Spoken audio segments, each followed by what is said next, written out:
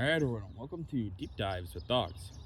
Well, today's topic is about the taxes levied on the American colonists by the English and how that all kind of leads up to the American Revolutionary War. Why did, these taxes lead to this war? Now, a lot of people do know, of course, the taxes led to war. And that is kind of true. It is a partial truth, not the whole truth to the war. Taxes they play a part, of course. But there is also more to it than that. For instance, a lot of people would have been fine with the taxes. So basically, most people agreed the English Parliament had full legal right to levy taxes. They were the government. They're allowed to do this. Nobody expected them necessarily not to. Now, the colonists were very lucky for a long time in that they didn't have to pay these taxes, or have to pay any taxes, I should say. But once the government pays for a 7 Years' War, they're like, hey, we need some money to recoup. We're going to make the colonists pay these taxes. All right, fine and dandy. The issue it really has nothing to do with the taxation. Rocky. Rocky's getting in trouble. Rocky! Here comes Jasper. Not Rocky, but, he hears a dog, and so, yeah. But so they have a main issue with the idea that they don't have a say in the taxes. How the government had been set up for the colonials is that there was a colonial government, so there was this local power that had some say, but they really, they would decide their own taxes somewhat, and they would do a few other things. Not necessarily taxes, but they would collect money for the government. And then they would implement the laws of England. But it didn't necessarily mean that the government of England always had the direct control on the colonists and their bunch of gnats flying around today. But a bunch of their governmental structures. So when the English clamps down on this a little bit with these taxes, a lot of colonists kind of push back.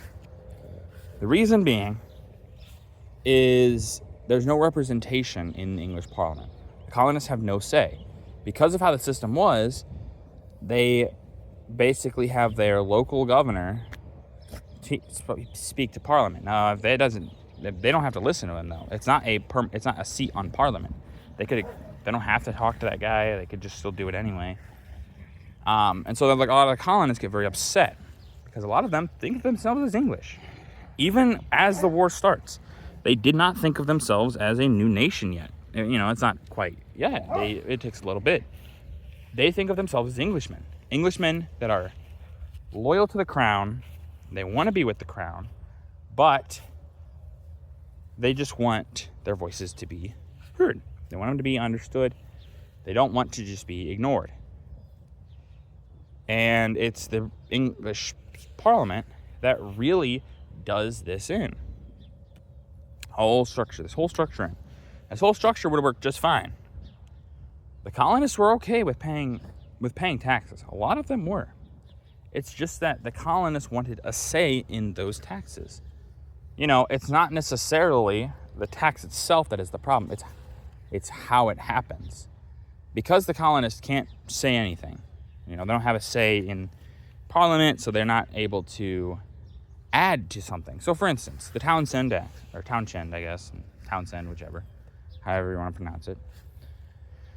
If those acts were given to the colonists as well, the colonists had a say on them. You could say, we like these, maybe. We like them.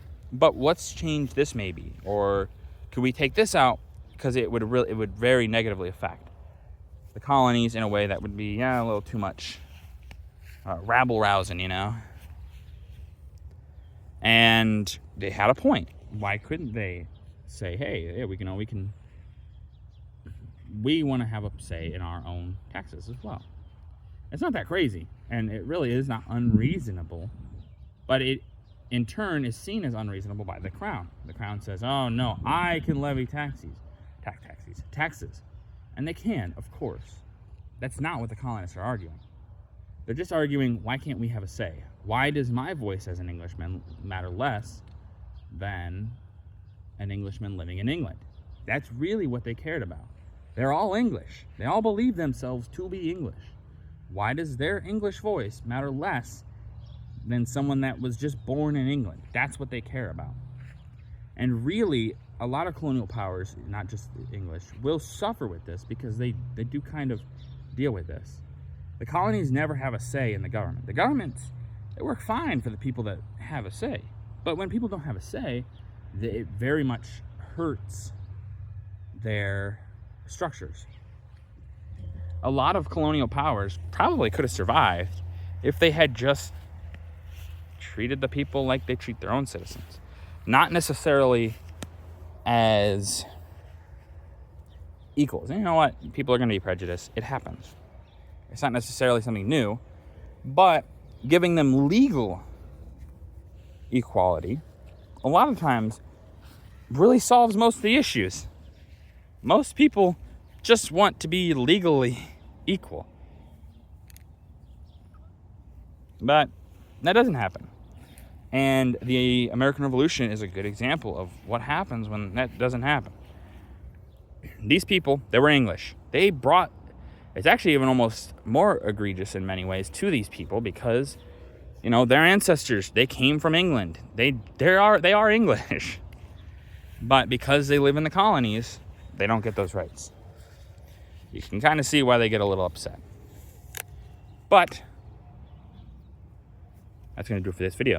If you guys like the video, leave a like. If you have any ways I can improve these videos, leave a comment down below. I always appreciate your feedback.